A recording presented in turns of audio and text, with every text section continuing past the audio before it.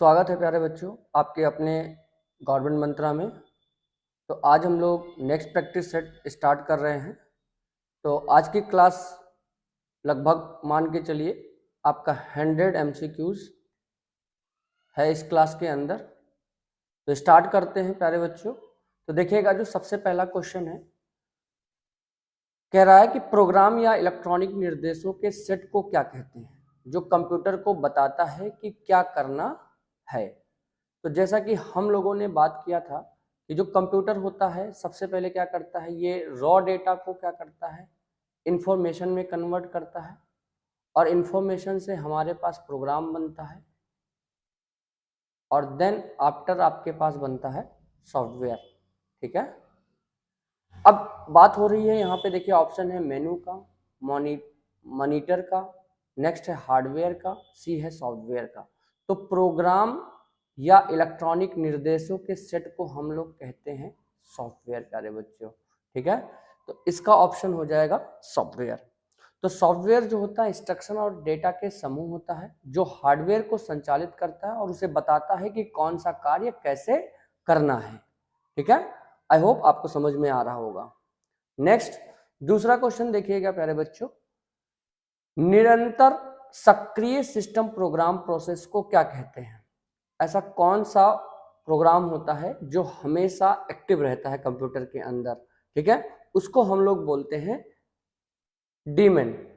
ठीक है, डीमन का काम क्या होता है, डीमन एक ऐसा बैकग्राउंड प्रोसेस है जो उपयोगकर्ता के सीधे हस्तक्षेप के बिना सिस्टम में लगातार चलता रहता है और विशिष्ट सेवाएं जैसे नेटवर्क या प्रिंटर को संभालता है। ठीक है, यानी कि इसका आंसर हो जाएगा आपका डीमन। चलिए नेक्स्ट क्वेश्चन देखिएगा प्यारे बच्चों, विशिष्ट प्रतिबंध के आधार पर सॉफ्टवेयर को प्रयोग करने का कानूनी अधिकार निम्नलिखित द्वारा अनुदत्त होता है। यानी कि अगर किसी व्यक्ति को कोई विशिष्ट सॉफ्टवेयर इस्तेमाल करना है तो उसके लिए क्या करना होता है, सॉफ्टवेयर प्राइवेसी पॉलिसीज आपको फॉलो करना पड़ता है या सॉफ्टवेयर का लाइसेंस लेना पड़ता है।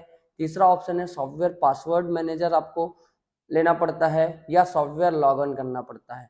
तो इसका ऑप्शन है आपका बी ऑप्शन, सॉफ्टवेयर लाइसेंस। ठीक है, तो सॉफ्टवेयर लाइसेंस एक कानूनी प्रतिबंध अनुबंध होता है जो यह निर्देश करता है कि सॉफ्टवेयर का उपयोग कैसे, कितने समय के लिए और कितने शर्तों पर किया जा सकता है। इसका ऑप्शन आपका सॉफ्टवेयर लाइसेंस। नेक्स्ट क्वेश्चन देखिएगा बच्चों, भारत की सबसे बड़ी सॉफ्टवेयर कंपनी। तो अब देखिए इसमें सारे सॉफ्टवेयर की कंपनी ही है, चाहे वो इन्फोसिस हो, चाहे वो विप्रो हो, चाहे वो टीसीएस हो और एचसीएल, ये सब टेक कंपनियां हैं। लेकिन बात कर रहा है कि भारत की सबसे बड़ी कंपनी, तो इस समय भारत की जो सबसे बड़ी कंपनी है वो है आपका टीसीएस प्यारे बच्चों। तो टीसीएस यानी कि Tata consultancy services market capitalisation और राजस्व के मामले में भारत का सबसे बड़ी आईटी और सॉफ्टवेयर सेवा कंपनी है आज के डेट में। चलिए नेक्स्ट क्वेश्चन देखते हैं, कंप्यूटर में त्रुटि को निम्नलिखित भी कहा जाता है। यानी कि कंप्यूटर में अगर एरर है तो उसको हम लोग क्या कहते हैं, उसको हम लोग कहते हैं बग प्यारे बच्चों। ठीक है, बग मीन्स होता है एरर। ठीक है, डिबग, बग, कर्सर और इनमें से कोई नहीं। ठीक है, तो आपका आंसर हो जाएगा बग। तो कंप्यूटर प्रोग्रामिंग या सिस्टम में आने वाली किसी भी तकनीकी गलती या खामी को हम लोग कहते हैं बग कहा जाता है। ठीक है, इसका ऑप्शन बग हो जाएगा। नेक्स्ट क्वेश्चन देखिएगा, बिल गेट्स ने 1975 में डैश के साथ माइक्रोसॉफ्ट कॉर्पोरेशन को सह संस्थापित किया था। ठीक है, यानी कि जो माइक्रोसॉफ्ट कॉर्पोरेशन है उसको एस्टैब्लिश किया था। तो वो थे आपके, देखिए यहाँ पे क्रिस ह्यूज है, टिम बर्नर्ली है, स्टीव पॉल जॉब्स है और पॉल जी एलन है। तो क्रिस ह्यूज जो है वो आपके फेसबुक के को-फाउंडर हैं। ठीक है, टिम बर्नर्ली को हम लोग WWE का जनक बोलते हैं और स्टीव जॉब्स जो है वो एप्पल कंपनी के मालिक हैं। तो यहाँ पे माइक्रोसॉफ्ट कंपनी के साथ जो बिल गेट्स के साथ है वो पॉल जी एलन ने मिलकर इस कंपनी की स्थापना की थी। तो बिल गेट्स और पॉल एलन ने मिलकर 4 अप्रैल 1975 को अल्बर्ट न्यू मैक्सिको में माइक्रोसॉफ्ट कंपनी की स्थापना की थी। शुरुआती दिनों में माइक्रोसॉफ्ट के लिए एमएस डॉस और अन्य महत्वपूर्ण सॉफ्टवेयर विकसित करने में इनकी बड़ी भूमिका थी। वे महान परोपकारी और निवेशक भी थे, यानी कि ये इन्वेस्टर भी, एक प्रकार के इन्वेस्टर भी थे। चलिए नेक्स्ट क्वेश्चन देखते हैं प्यारे बच्चों। कंप्यूटर सॉफ्टवेयर में से त्रुटियों को हटाना क्या कहलाता है? ठीक है, इंटरप्रेटिंग कहलाता है, या ट्रांसलेटिंग कहलाता है, या डिबगिंग कहलाता है, या कंपाइलिंग कहलाता है। ठीक है, तो कंप्यूटर सॉफ्टवेयर में से त्रुटियों को हटाने के लिए उसको बोलते हैं डिबगिंग। ठीक है, तो डिबगिंग का मतलब होता है कि सॉफ्टवेयर कोड में मौजूद जितने भी बग्स होते हैं उनको खोजता है और उन्हें ठीक करने की प्रक्रिया जो होती है उसी को हम लोग बोलते हैं डिबगिंग प्यारे बच्चों। नेक्स्ट क्वेश्चन देखिएगा, निम्नलिखित में से कौन से ऑपरेटिंग सिस्टम का उदाहरण है? ठीक है, निम्नलिखित में से कौन से ऑपरेटिंग सिस्टम का उदाहरण है? सबसे पहला यहाँ पे डॉस है। डॉस भी आपका एक डिस्क ऑपरेटिंग सिस्टम है। यूनिक्स भी आपका एक ऑपरेटिंग सिस्टम है। OS2 भी आपका एक ऑपरेटिंग सिस्टम ही है। ठीक है, यानी कि ऑल ऑफ दिस, तो डॉस, OS2, यूनिक्स, ये सभी अलग अलग प्रकार के ऑपरेटिंग सिस्टम है। ठीक है, तो इस क्वेश्चन का आंसर हो जाएगा ऑप्शन डी। चलिए नेक्स्ट क्वेश्चन देखिएगा, इनमें से कौन सा ऑपरेटिंग सिस्टम नहीं है? ठीक है, अब जैसा कि आपने देखा कि डॉस ऑपरेटिंग सिस्टम होता है, लिनक्स भी आपका एक ऑपरेटिंग सिस्टम है। ठीक है, विंडोज भी आपका एक ऑपरेटिंग सिस्टम है। ऑरेकल नहीं होता, ऑरेकल एक प्रकार का डेटाबेस होता है। ठीक है, तो ऑरेकल एक डेटाबेस मैनेजमेंट सिस्टम होता है जिसको हम लोग DBMS बोलते हैं, जबकि डॉस, लिनक्स और विंडोज ऑपरेटिंग सिस्टम होते हैं। चलिए नेक्स्ट क्वेश्चन देखिएगा, आपको इसमें से ढूंढना है कि इसमें से विषम कौन सा है। ठीक है, तो एक तो आपका एक्सेस दे रखा है, एक्सेस। ठीक है, यूनिक्स, MS डॉस, विंडोज, ये जो तीनों हैं ये आपके ऑपरेटिंग सिस्टम है, OS है। ठीक है, बाकी एक्सेस जो है वो आपका एक डेटाबेस है जो माइक्रोसॉफ्ट ऑफिस की तरफ से मिलता है, माइक्रोसॉफ्ट ऑफिस कंपनी का होता है। तो MS डॉस एक एप्लीकेशन सॉफ्टवेयर होता है, जबकि यूनिक्स, MS डॉस और विंडोज 98 ऑपरेटिंग सिस्टम होता है। ठीक है, तो ये माइक्रोसॉफ्ट जो होता है, माइक्रोसॉफ्ट ऑफिस का एक डेटाबेस मैनेजमेंट सॉफ्टवेयर है। ठीक है, शुरुआती दिनों में इसी डेटाबेस का इस्तेमाल किया जाता था सॉफ्टवेयर के अंदर डेटा को रखने के लिए। चलिए नेक्स्ट है, निम्नलिखित में से कौन सा विकल्प अलग है? ठीक है, अब इसमें देखिए लाइनेक्स है, विंडो 98 है, विंडो 7 है, तो ये भी हमारा एक OS है, ये भी हमारा एक OS है, और ये भी हमारा एक OS है, यानी कि ये तीन ऑपरेटिंग सिस्टम है। जबकि C++ क्या है? एक प्रोग्रामिंग लैंग्वेज है। ठीक है, प्रोग्रामिंग लैंग्वेज है। ठीक, दिस इज कॉल्ड लैंग्वेज। तो C++ एक प्रोग्रामिंग भाषा होती है, जबकि लाइनेक्स, विंडोज 98 और विंडोज 7 सारे के सारे ऑपरेटिंग सिस्टम है। नेक्स्ट क्वेश्चन देखिएगा प्यारे बच्चों, कंप्यूटर तंत्र के कार्य करने के लिए निम्नलिखित में से क्या अनिवार्य होता है? ठीक है, यानी कि कंप्यूटर का जो एक सिस्टम है वो कार्य करने के लिए आपको इसमें से क्या आवश्यकता होती है? देखिए सबसे पहले यहाँ पे प्रचालन तंत्र है। प्रचलन तंत्र को हम लोग बोलते हैं ऑपरेटिंग सिस्टम प्यारे बच्चों। ठीक है, सिस्टम मीन्स तंत्र। MS office, MS excel, MS word, ये सारे के सारे हमारे एप्लीकेशन सॉफ्टवेयर होते हैं। ठीक है, तो प्रचलन तंत्र ऑपरेटिंग सिस्टम, ऑपरेटिंग सिस्टम के बिना कंप्यूटर हार्डवेयर और यूजर्स के बीच संवाद नहीं हो सकता है, या कंप्यूटर को शुरू करने और चलाने के लिए सबसे अनिवार्य सॉफ्टवेयर होता है। ठीक है, ये एक प्लेटफॉर्म होता है जिसपे ये सारे एप्लीकेशंस रन करते हैं प्यारे बच्चों। चलिए नेक्स्ट क्वेश्चन देखिएगा, इनमें से कौन एक ऑपरेटिंग सिस्टम नहीं है? अब आपको इसमें ऑपरेटिंग सिस्टम ढूंढना है कि इसमें से कौन ऑपरेटिंग सिस्टम नहीं है। देखिए iOS भी एक ऑपरेटिंग सिस्टम है, Mac OS X भी आपका एक ऑपरेटिंग सिस्टम है, और एंड्रॉइड भी आपका एक ऑपरेटिंग सिस्टम है। तो इसमें हडूप जो है वो आपका ऑपरेटिंग सिस्टम नहीं है। हडूप जो होता है वो बिग डेटा को स्टोर करने और प्रोसेस करने का एक फ्रेमवर्क है, ना कि कोई ऑपरेटिंग सिस्टम है। ठीक है, तो हडूप जो होता है वो बड़े डेटा को मैनेज और उसको प्रोसेस करने का काम करती है। नेक्स्ट क्वेश्चन देखिएगा, इनमें से कौन एक मोबाइल ऑपरेटिंग सिस्टम का उदाहरण नहीं है? ठीक है, तो मोबाइल एप्लीकेशन का उदाहरण नहीं है, तो इसमें एक आपका है एंड्रॉइड। एंड्रॉइड भी आपका एक मोबाइल ऐप है, मोबाइल ऑपरेटिंग सिस्टम है। ठीक है, मोबाइल ऑपरेटिंग सिस्टम। ठीक है, वाडा भी एक हमारा ऑपरेटिंग सिस्टम है। वाडा अगर हम बात करें, वडा, ठीक है, वडा अगर ऑपरेटिंग सिस्टम की बात करें तो ये जो है ये सैमसंग कंपनी के द्वारा यूज होने वाला ऑपरेटिंग सिस्टम था। बाद में इसका नाम टाइजन रख दिया गया, ठीक है। आज भी सैमसंग अपने टीवी वगैरह में यही टाइजन सॉफ्टवेयर ही इस्तेमाल करती है, ठीक है।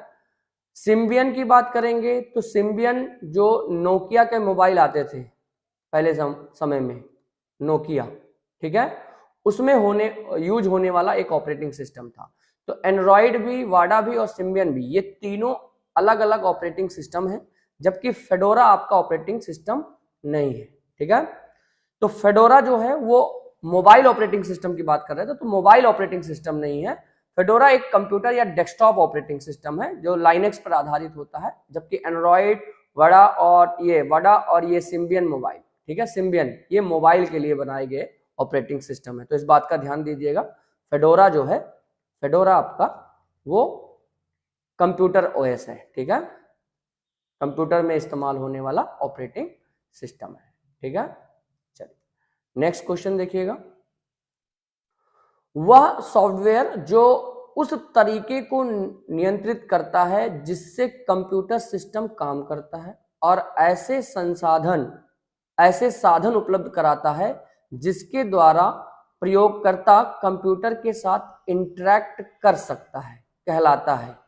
प्लेटफॉर्म कहलाता है, एप्लीकेशन ऑपरेटिंग सिस्टम कहलाता है, एप्लीकेशन सॉफ्टवेयर कहलाता है, मदरबोर्ड कहलाता है, या उपयुक्त में से कोई नहीं। तो इसका ऑप्शन हो जाएगा आपका ऑपरेटिंग सिस्टम, प्यारे बच्चों, ठीक है। तो ऑपरेटिंग सिस्टम वह सिस्टम सॉफ्टवेयर होता है जो हार्डवेयर रिसोर्स को मैनेज करता है, जितने भी हार्डवेयर रिसोर्सेज होते हैं उन सबको मैनेज करता है और यूजर के साथ इंटरफेस प्रदान करता है ताकि वो किसी भी सॉफ्टवेयर के साथ इंटरेक्ट कर सके बच्चों। चलिए नेक्स्ट क्वेश्चन देखते हैं। जब कंप्यूटर ऑन करते हैं तो बूट रूटीन यह टेस्ट करता है, क्या टेस्ट करता है? रैम टेस्ट करता है, या डिस्क ड्राइव टेस्ट करता है, मेमोरी टेस्ट करता है, या पावर ऑन सेल्फ टेस्ट करता है, या उपयुक्त में से कोई नहीं, ठीक है। तो इसमें आपका पोस्ट हो जाएगा प्यारे बच्चों, option POST, power on self test, ठीक है। तो power on self test computer शुरू होते ही यह चेक करता है कि कीबोर्ड, रैम और हार्डवेयर ठीक से काम कर रहे हैं या नहीं, ठीक है। तो इसका ऑप्शन हो जाएगा, इसका आंसर हो जाएगा पावर ऑन सेल्फ टेस्ट, प्यारे बच्चों। नेक्स्ट क्वेश्चन देखते हैं बच्चों। देखिएगा, जब बिजली चालू हो जाती है, डैश नियंत्रण लेता है और स्वयं परीक्षण कर शक्ति देता है। क्या करता है जब बिजली चालू होता है? तो वी यानी कि यहाँ पे VIOS होता है, एलयू करता है, CPU करता है, या रैम करता है। तो जब भी बिजली चालू होता है तो आपका बायोस जो होता है वो ये बायोस पोस्ट के पास इंफॉर्मेशन भेजता है और उसे सेल्फ टेस्टिंग करवाता है। जब कंप्यूटर का पावर बटन दबाया जाता है तो सबसे पहले बायोस सक्रिय होता है और यह प्रोग्राम है, ठीक है, यह एक प्रोग्राम होता है जो मदरबोर्ड पर स्थित एक चिप रोम में स्टोर रहता है, ठीक है। ये सारे चीजों का परीक्षण कर लेता है कि कोई भी हार्डवेयर सही से काम कर रहा है या नहीं कर रहा है, इन सारी चीजों की जांच कर लेता है बच्चों, ठीक है। चलिए नेक्स्ट क्वेश्चन देखते हैं। डैश तब होता है जब ऑपरेटिंग सिस्टम रैम लोड होता है। क्या होता है जब ऑपरेटिंग सिस्टम रैम लोड होता है? कॉपिंग होता है, डिवाइस ड्राइविंग होता है, बूटिंग होता है, या मल्टीटास्किंग होता है, या उपरोक्त में से कोई नहीं। तो उसको बोलते हैं हम लोग बूटिंग। जब भी ऑपरेटिंग सिस्टम लोड होता है, ठीक है, तो उसको हम लोग बोलते हैं बूटिंग। तो बूटिंग वह प्रक्रिया होती है जब आप कंप्यूटर चालू करते हैं और ऑपरेटिंग सिस्टम जैसे विंडो या लाइनेक्स हार्ड डिस्क से कंप्यूटर की मुख्य मेमोरी रैम में लोड होता है, और यह प्रक्रिया हार्डवेयर की जांच करती है और सिस्टम को उपयोगकर्ता के काम करने के लायक तैयार करती है, ठीक है। तो इसका ऑप्शन हो जाएगा आपका बूटिंग, ठीक है। ये सारी चीजें आप नोट करके रखिएगा और अच्छे से पढ़िए ताकि आपका सिलेक्शन हो सके प्यारे बच्चों, ठीक है। बिल्कुल लापरवाही नहीं करना है, बहुत डेडिकेशन के साथ आपको पढ़ाया जा रहा है। और इस बात का बिल्कुल मत सोचिएगा कि आपका कंप्यूटर में नंबर्स कम आएंगे। अगर आपने अच्छे से स्टडी किया है, कंप्यूटर की थ्योरी देखी है, उसके बाद आपने ये प्रैक्टिस सेट किया है, ठीक है। और इसके अलावा भी अगर आपने कोई टेस्ट सीरीज ज्वाइन कर रखा है तो उसमें चैप्टर वाइज क्विज करते रहिए, आपकी प्रैक्टिस परफेक्ट हो जाएगी और आपके 15 से 15 मार्क कहीं नहीं गए हैं कंप्यूटर के अंदर, ठीक है। देखिए मैथ्स वगैरह में क्या होता है, कुछ लॉजिकल गलती हो सकती है, पर ये जो कंप्यूटर है आपको एक बार जानकारी है तो आप एग्जैक्टली उसी पे फोकस हो सकते हैं, बहुत ज्यादा आपको सोचने समझने की जरूरत नहीं है, ठीक है। तो आपके ये मार्क्स 101% श्योर है कि आपको 15 से 15 इसमें अचीव हो जाएंगे। चलिए आगे बढ़ते हैं, नेक्स्ट क्वेश्चन देखते हैं बच्चों। सिस्टम को बूट करने का क्या अभिप्राय है, ठीक है। ऑपरेटिंग सिस्टम को लोड करना, कंप्यूटर को डिसमिस करना, बूटिंग नामक एप्लीकेशन प्रोग्राम चलाना, या कंप्यूटर को भौतिक रूप से किक करना, ठीक है। 4 ऑप्शन आपके पास है, तो इसका जो सही ऑप्शन है वो है ऑपरेटिंग सिस्टम को लोड करना। तो सिस्टम को बूट करने का अर्थ होता है कि कंप्यूटर को चालू या पुनः आरंभ करना, यानी कि रीस्टार्ट करना, जिसके दौरान ऑपरेटिंग सिस्टम हार्ड डिस्क मतलब सेकेंडरी मेमोरी से कंप्यूटर की मुख्य मेमोरी में रैम में लोड होता है, और यह प्रक्रिया सुनिश्चित करती है कि कंप्यूटर के सभी सॉफ्टवेयर और हार्डवेयर संसाधन उपयोगकर्ता के निर्देश को स्वीकार करने के लिए तैयार है या नहीं, ठीक है। तो ये सारा प्रोसीजर ऑपरेटिंग सिस्टम के लोड करने का काम करती है, यानी कि सिस्टम को बूट करने का अभिप्राय यही होता है कि आपके ऑपरेटिंग सिस्टम को लोड किया जा सके कंप्यूटर के अंदर। नेक्स्ट क्वेश्चन देखिएगा, जब एक कंप्यूटर में 2 प्रोसेसर लगाए जाते हैं तो उसे क्या कहते हैं। जब भी 2 प्रोसेसर एक साथ काम करते हैं तो उसको हम लोग बोलते हैं पैरेलल प्रोसेसिंग, ठीक है प्यारे बच्चों। तो पैरेलल प्रोसेसिंग जब एक ही कार्य को पूरा करने के लिए 2 या 2 से अधिक प्रोसेसर एक साथ मिलकर काम करते हैं तो उसे पैरेलल प्रोसेसिंग कहा जाता है, ठीक है।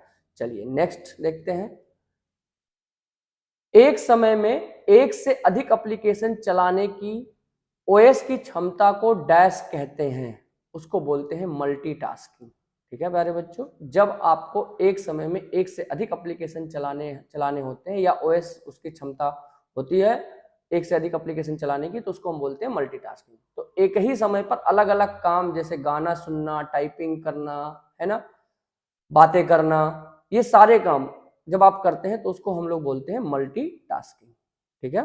चलिए नेक्स्ट, सिस्टमों पर एक से अधिक प्रक्रिया साथ साथ चलने को क्या कहा जाता है। पहला है मल्टी प्रोसेसिंग, दूसरा है मल्टी प्रोग्रामिंग, तीसरा है रियल टाइम, ये चौथा है बैच प्रोसेसिंग। तो उसको बोलते हैं हम लोग मल्टी प्रोसेसिंग प्यारे बच्चों, ठीक है। जब एक सिस्टम में 2 या 2 से अधिक सीपीयू का उपयोग करके कई कार्यों को एक साथ प्रोसेस किया जाता है तब उसको हम लोग बोलते हैं मल्टी प्रोसेसिंग, ये याद रखिएगा, मल्टी प्रोसेसिंग, ठीक है। चलिए नेक्स्ट क्वेश्चन देखिएगा, इनमें से कौन एक रियल टाइम ऑपरेटिंग सिस्टम है। इनमें से कौन एक रियल टाइम ऑपरेटिंग सिस्टम है।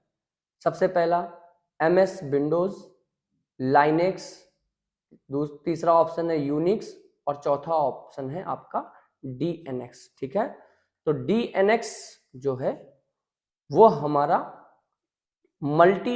रियल टाइम ऑपरेटिंग सिस्टम है, ठीक है। तो इन विकल्पों में DNX एक रियल टाइम ऑपरेटिंग सिस्टम यानी कि RTOS है की श्रेणी में आता है, जहां समय सीमा यानी कि टाइम लिमिट के भीतर ही कार्य पूरा होना अनिवार्य होता है। जब भी टाइम लिमिट होता है तब RTOS का उपयोग, इनका उपयोग मिसाइल सिस्टम में, एयरबैग कंट्रोल में, मेडिकल इमरजेंसी में और औद्योगिक रोबोट में किया जाता है, जहां डेडलाइन का पालन करना अनिवार्य होता है, ठीक है। वहां पे हम लोग DNX real time operating system का इस्तेमाल करते हैं प्यारे बच्चों। चलिए नेक्स्ट क्वेश्चन देखते हैं, लिनक्स किस किस्म का सॉफ्टवेयर है, ठीक है। शेयरवेयर है, कॉमर्शियल है, पायराइट सॉफ्टवेयर है, या ओपन सोर्स है, या उपरोक्त में से कोई नहीं। तो जो लिनक्स है, जैसा कि हम लोग जानते हैं कि ऐसे सॉफ्टवेयर जो फ्रीली अवेलेबल होते हैं उनको हम लोग ओपन सोर्स सॉफ्टवेयर बोलते हैं। तो लिनक्स जो है वो हमारा ओपन सोर्स सॉफ्टवेयर है जिसके कोड अवेलेबल होते हैं और स्वतंत्र रूप से सबके लिए उपलब्ध होते हैं और इसे कोई भी संशोधित या वितरित कर सकता है। ठीक है, इसके लिए आपको लाइसेंस लेने की जरूरत नहीं है। ठीक है, इसी कारण इसको हम लोग ओपन सोर्स सॉफ्टवेयर बोलते हैं। किसको? लिनक्स को। ठीक है, चलिए नेक्स्ट क्वेश्चन देखिएगा। यूनिक्स ऑपरेटिंग सिस्टम का वर्ष 1970 के दशक में डैश द्वारा विकसित किया गया। ठीक है, किसके द्वारा विकसित किया गया? ठीक है, तो वो है हमारा बेल लैब्स। ठीक है, तो यूनिक्स जो यूनिक्स ऑपरेटिंग सिस्टम है, इसी के बाद हमारा C++ लैंग्वेज बनता है। ठीक है, सी लैंग्वेज और C++ लैंग्वेज यूनिक्स लैंग्वेज से ही मिलकर बने हुए हैं। तो ये बेल लैब में, ठीक है, AT&T बेल लैब्स में केन थॉमसन और डेनिस रिची द्वारा विकसित किया गया सॉफ्टवेयर था। चलिए, ऑपरेटिंग सिस्टम था जिसको हम बोल सकते हैं। चलिए नेक्स्ट देखते हैं। अमेरिकन टेलीफोन एवं टेलीग्राफ कंपनी ने एक ऐसी कंप्यूटर कार्य प्रणाली विकसित की है जो कि बहुजन इस्तेमाल, मतलब एक साथ बहुत सारे लोग इस्तेमाल कर सकते हैं, वैसा वातावरण प्रदान करती है। उसे कहते हैं VGA कहते हैं। ठीक है, VGA या VLSI कहते हैं या यूनिक्स कहते हैं। ठीक है, या UTA कहते हैं। ठीक, तो उसको हम लोग बोलते हैं यूनिक्स ऑपरेटिंग सिस्टम। ठीक है, तो यूनिक्स ऑपरेटिंग सिस्टम को 1969 या 70 के दशक के अंत में AT&T की बेल लैब्स में विकसित किया गया था, जिसका इस्तेमाल एक से अधिक लोग, मतलब बहुत इस्तेमाल के लिए बनाया गया था। बहुत सारे कार्यों के लिए इसको बनाया गया था। नेक्स्ट क्वेश्चन देखिएगा। कंप्यूटर में डिस्क ऑपरेटिंग सिस्टम, ठीक है क्या है डिस्क ऑपरेटिंग सिस्टम? सबसे पहला यहाँ पे ऑप्शन है प्रोग्राम जो कंप्यूटर के सभी बुनियादी प्रचलनों को नियंत्रित करता है। दूसरा है सर्च इंजन। तीसरा है वायरस को साफ करने वाला सॉफ्टवेयर डॉस, एक यंत्र जिससे इंटरनेट की पहुंच मिलती है, या ब्राउजर। ठीक है, तो डॉस जो है, डॉस की बात कर रहे हैं, डिस्क ऑपरेटिंग सिस्टम, तो वह प्रोग्राम जो कंप्यूटर के सभी बुनियादी प्रचलनों को नियंत्रित करती है, उसको हम लोग बोलते हैं डॉस। ठीक है, तो डॉस एक सिस्टम सॉफ्टवेयर है जो हार्डवेयर को मैनेज करता है और अन्य प्रोग्राम को चलाने के लिए आधार प्रदान करता है। ठीक है, आज भी कंप्यूटर हमारा डॉस बेस ही आता है। ठीक है, डॉस बेस। जब आप रन कमांड करके, जब भी आप विंडो बटन और रन कमांड, विंडो और R दबाएंगे तो आपका रन कमांड खुल जाएगा, रन डायलॉग बॉक्स, और वहां पे आप MS DOS लिखेंगे। ठीक है, तो आपका एंटर करेंगे तो आपका ये MS DOS का पूरा एक एप्लीकेशन ब्लैंक विंडो खुल जाएगा, CMD खुल जाएगा। ठीक है, तो जहां पे आप कोडिंग कर सकते हैं और देख सकते हैं कि क्या कोई नेटवर्क, कोई कंप्यूटर हमारे से कनेक्टेड है या नहीं, या कंप्यूटर किससे कनेक्टेड है, वो सारी चीजें आप वहां पे देख सकते हैं। आगे चल के पिंग कमांड की बात करेंगे तो वो डॉस कमांड से ही दिया जाता है प्यारे बच्चों। चलिए, डॉस कमांड में डैश, ये एंगुलर चिन्ह किस लिए प्रयुक्त होता है? ये वाला चिन्ह। ठीक है, सबसे पहला यहाँ पे दो परिणामों की तुलना के लिए, रीडायरेक्ट इनपुट के लिए, या रीडायरेक्ट आउटपुट के लिए, या फिल्टर डेटा के लिए। नेक्स्ट है उपयुक्त में से कोई नहीं। तो इस कमांड का कंप्यूटर में रीडायरेक्ट आउटपुट के लिए किया जाता है। ठीक है, इस चिन्ह का उपयोग किसी कमांड के आउटपुट को स्क्रीन के बजाय किसी फाइल या डिवाइस में भेजने, यानी कि रीडायरेक्शन के लिए किया जाता है। ठीक है, अगर इस तरीके का कमांड आपको CMD में मिलता है तो वो आउटपुट रीडायरेक्ट करने के लिए ही होता है। नेक्स्ट देखेंगे, निम्नलिखित में से कौन सा प्रचलन तंत्र माइक्रोसॉफ्ट द्वारा विकसित किया गया, मतलब कौन सा OS है जो माइक्रोसॉफ्ट के द्वारा डेवलप किया गया? तो MS DOS, Unix, IBM DOS या लिनक्स? तो यहाँ पे बात कर रहे हैं MS की। तो MS DOS जो है वो माइक्रोसॉफ्ट कंप्यूटर के द्वारा, सॉरी माइक्रोसॉफ्ट कंपनी के द्वारा डेवलप किया गया OS है। ठीक है, माइक्रोसॉफ्ट डिस्क ऑपरेटिंग सिस्टम इसको बोलते हैं, जो माइक्रोसॉफ्ट के द्वारा विकसित किया गया प्यारे बच्चों। Next question, IBM DOS, DOS एक क्या है? Single user operating system, multi user operating system, batch operating system या टाइम शेयरिंग ऑपरेटिंग सिस्टम। तो ये है आपका सिंगल यूजर ऑपरेटिंग सिस्टम। यह एक समय में केवल एक ही यूजर्स को कार्य करने के लिए अनुमति देता है, इसीलिए इसको हम लोग बोलते हैं सिंगल यूजर ओएस। प्यारे बच्चों, चलिए नेक्स्ट क्वेश्चन देखेंगे। कंप्यूटर की भाषा में कंपाइलर होता है, कंपाइलर का काम क्या होता है? ठीक है, तो ये क्या करता है, सबसे पहला यहाँ पे ऑप्शन दे रहा है ऑब्जेक्ट प्रोग्राम, दूसरा है सोर्स प्रोग्राम, तीसरा है उच्च स्तरीय भाषा को मशीन स्तरीय भाषा में कंप्यूटर करने का प्रोग्राम या ऑपरेटिंग सिस्टम। तो कंपाइलर का काम होता है कि आपके जो भी कोड होते हैं, देखिए आप जो भी कोड, चाहे सी का कोड हो, चाहे C++ का कोड हो, चाहे जावा का कोड हो, ठीक है, इसको कंपाइल करता है कौन? कंपाइलर।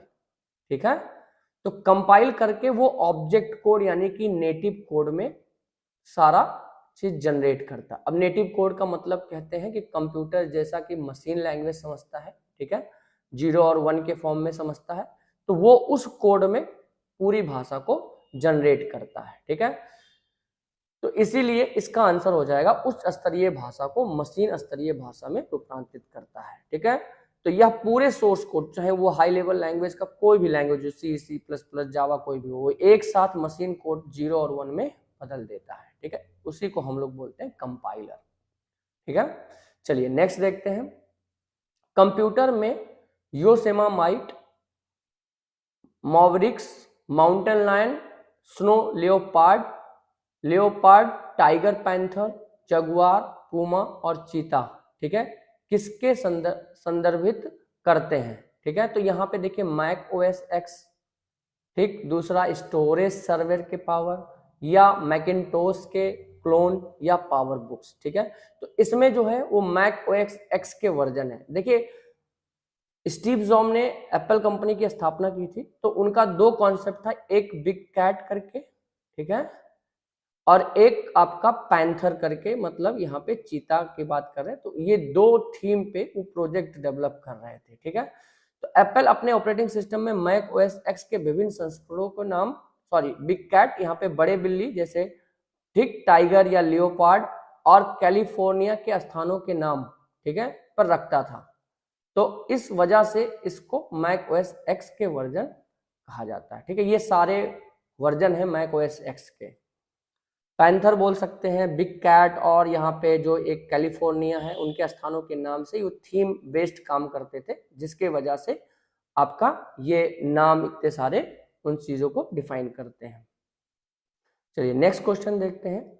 वर्चुअल मेमोरी है, इसमें से वर्चुअल मेमोरी का काम क्या होता है? ठीक है, सबसे पहले असीमित क्षमता की वोलाटाइल मेमोरी होती है, दूसरी असीमित क्षमता की गैर वोलाटाइल मेमोरी होती है। जैसे वोलाटाइल मेमोरी मतलब टेम्परेरी मेमोरी, नॉन वोलाटाइल मतलब परमानेंट मेमोरी होती है, या बड़े मेमोरी में छोटे प्रोग्राम को संपादित करने की तकनीक होती है, या छोटे मेमोरी में बड़े प्रोग्राम को संपादित करने की एक तकनीक होती है। ठीक है, तो यहाँ पे जो हमारा लास्ट ऑप्शन है, जब आपके पास रैम कम हो जाती है, ठीक है, तो उस समय जब छोटी मेमोरी होती है, तो ये वर्चुअल मेमोरी आप ही के हार्ड डिस्क में से स्पेस प्रोवाइड करके एक रैम की तरह काम होता है इसका।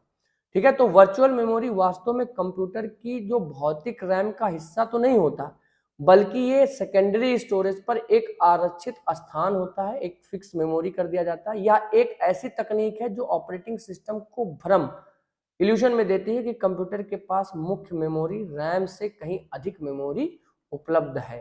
ठीक है, इसीलिए इसको बोला जाता है वर्चुअल मेमोरी। ठीक है प्यारे बच्चों, नेक्स्ट क्वेश्चन देखेंगे। MS DOS का सर्वप्रथम विमोचन किस वर्ष हुआ था, या जिस वर्ष हुआ था वह वर्ष कौन सा था? 1971 में, 1981 में, 1991 में, या 2000 में? तो ये आपका ऑप्शन है, इसका आंसर है 1981 में। तो माइक्रोसॉफ्ट ने अगस्त 1981 में IBM PC के लिए, ठीक है, इंटरनेशनल बिजनेस मैनेजमेंट PC के लिए MS DOS का पहला संस्करण 1.0 लॉन्च किया था। तो MS DOS का जो फर्स्ट वर्जन है वो 1.0 है, जो आपका 1981 में IBM PC के लिए डेवलप किया गया। ठीक है प्यारे बच्चों, इस बात को नोट करके रखिएगा आप। नेक्स्ट देखिएगा, कंपाइलर और ट्रांसलेटर, ठीक है। एक तरह के क्या होते हैं, रोम होते हैं, रैम होते हैं, हार्ड डिस्क होते हैं, या सॉफ्टवेयर होते हैं, या उपयुक्त में से कोई नहीं। तो कंपाइलर या ट्रांसलेटर जो होता है वो एक तरह का एक छोटा एप्लीकेशन सॉफ्टवेयर होता है, ठीक है, जिसका काम हाई लेवल लैंग्वेज को आपके मशीन लैंग्वेज में कन्वर्ट करने के लिए इस्तेमाल होता है। तो ये सिस्टम सॉफ्टवेयर की श्रेणी में आता है जो प्रोग्रामिंग भाषा को कंप्यूटर के समझने योग्य बनाता है।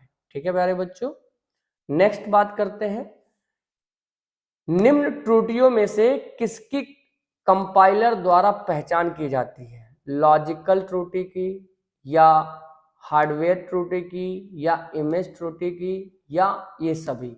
देखिए लॉजिकल त्रुटि को हम लोग सिंटेक्स एरर के नाम से भी जानते हैं, ठीक है। कभी अगर आपका ऑप्शन सिंटेक्स एरर पूछ लेता है तो कंपाइलर का जो काम होता है वो सिंटेक्स एरर को पहचानना होता है। एक देखिए कोई भी चीज लिखने का, जैसे आप कोई प्रोग्रामिंग जब आप यूज करेंगे, चाहे सी हो, C++ हो, जावा हो, PHP हो, कोई भी प्रोग्रामिंग लैंग्वेज जब आप यूज करते हैं तो उसको लिखने का एक तरीका होता है, एक भाषा होती है, उसी भाषा में हम लिखते हैं, ठीक है। अगर हमने कोई भी स्ट्रक्चरल गलती की है तो कंपाइलर उसको पहचानने का काम करता है प्यारे बच्चों, ठीक है। तो लॉजिकल त्रुटि, हालांकि इसको हम लोग सिंटेक्स, जैसा कि अभी हमने बताया कि सिंटेक्स होना चाहिए था पर लॉजिकल एरर दे रखा है, तो तकनीकी रूप में कंपाइलर जो होता है वो सिंटेक्स गलतियों को पकड़ता है और इमेज के विकल्पों के अनुसार या कोड की संरचना की जांच करता है, ठीक है। जो जो चीजें उसको मिलती है और उसी के अनुसार वो उस चीज को जांच करती है कि ये एरर है या नहीं है। एरर है तो हमको वो बताती है कि इस लाइन में, इस कॉलम में एरर है, आप उसको जाकर के क्लियर करके देन आफ्टर आप फिर उसको कंपाइल करा सकते हैं प्रोग्राम को। चलिए नेक्स्ट देखते हैं। नेक्स्ट क्वेश्चन है, एक समय में एक कथन को कन्वर्ट और एग्जीक्यूट करता है। क्या ऐसा चीज है जो एक कथन को, मतलब एक लाइन, एक स्टेटमेंट को पहले कन्वर्ट करता है और एग्जीक्यूट करता है, ठीक है। पहला है कन्वर्टर, दूसरा है कंपाइलर, ठीक है, तीसरा है इंस्ट्रक्टर, चौथा है इंटरप्रेटर, और उपयुक्त में से कोई नहीं। तो इसका ऑप्शन आपका इंटरप्रेटर। देखिए कंपाइलर और इंटरप्रेटर में एक डिफरेंसेस है, आगे चल के हम आपको एक प्रोग्रामिंग लैंग्वेजेस के बारे में बात करेंगे थ्योरी वाले क्लास में, उसका ये क्वेश्चन है, बट अभी मैंने आपको पढ़ाया नहीं फिर भी ये क्वेश्चन पूछ रहा है तो मैं आपको यहाँ पे बता देता हूँ कि इंटरप्रेटर और कंपाइलर में डिफरेंस ये है कि इंटरप्रेटर किसी भी लाइन को एक बार चेक करता है, एरर होता है, फिर रुक जाता है, फिर उस एरर को आप रिमूव करके फिर वो दूसरी लाइन चेक करता है, ठीक है। जैसे आपके प्रोग्राम में 10 लाइन है तो वो एक एक लाइन चेक करता है, जबकि कंपाइलर क्या करता है, एक बार में पूरे 10 लाइन को वो चेक करेगा, कोई भी एरर रहता है तो एक साथ आपको बता देगा कि फला फला लाइन में ये एरर है, ठीक है। तो ये डिफरेंसेस है इंटरप्रेटर और कंपाइलर में। तो जैसा कि ऑप्शन से आपसे पूछ रहा है कि एक समय में एक कथन को कन्वर्ट और एग्जीक्यूट करता है, तो वो इंटरप्रेटर का ही काम होता है। तो कंपाइलर जो होता है एक साथ पूरे काम को, पूरे प्रोग्राम को एक साथ बदलता है, जबकि इंटरप्रेटर लाइन दर लाइन एक एक कथन अनुवाद करता है। ये बेसिक डिफरेंस आप याद रखिएगा प्यारे बच्चों। चलिए नेक्स्ट क्वेश्चन देखिएगा। नेक्स्ट क्वेश्चन है, वर्ड प्रोसेसिंग, स्प्रेडशीट और फोटो एडिटिंग निम्नलिखित के उदाहरण है, क्या है? सबसे पहला एक एप्लीकेशन सॉफ्टवेयर है ये सारे, या सिस्टम सॉफ्टवेयर है, या ऑपरेटिंग सिस्टम सॉफ्टवेयर है, या प्लेटफॉर्म सॉफ्टवेयर है, ठीक है। तो देखिए सिस्टम सॉफ्टवेयर भी तो डिफरेंट ही होता है, सिस्टम पे काम करता है, ऑपरेटिंग सिस्टम जिसको हम लोग बोलते हैं, ठीक है। प्लेटफॉर्म सॉफ्टवेयर अलग होता है, ठीक, यूटिलिटी सॉफ्टवेयर, ये सारी चीजें अलग होती हैं। ये हमारा एप्लीकेशन सॉफ्टवेयर है, ठीक है। वर्ड प्रोसेसिंग हो, वर्ड हो, एक्सेल हो, पावर पॉइंट हो, फोटोशॉप हो, कोरल ड्रा हो, ऐसे तमाम जो सॉफ्टवेयर हैं जो ऑपरेटिंग सिस्टम पे रन करते हैं, उनकी हेल्प से चलती हैं, उन सबको हम लोग बोलते हैं एप्लीकेशन सॉफ्टवेयर, ठीक है।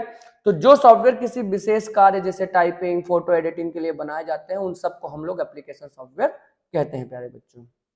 नेक्स्ट क्वेश्चन देखिएगा, इनमें से कौन सी एक डेटाबेस प्रणाली नहीं है? मतलब आपको इसमें से बताना है कि DBMS सॉफ्टवेयर नहीं है, ठीक है। तो सबसे पहला यहाँ पे है साइबेस, सैप हना और MySQL, एंड नेक्स्ट है कॉस्मोस DB, ठीक है। तो इसका जो ऑप्शन हो जाएगा कॉस्मोस, ठीक है। तो कॉस्मोस का काम क्या है? साइबेस, सैप हना और MySQL ये प्रसिद्ध डेटाबेस सिस्टम है, DBMS है, चाहे वो साइबेस हो, सैप हना हो, सैप सॉफ्टवेयर आता है, ठीक है।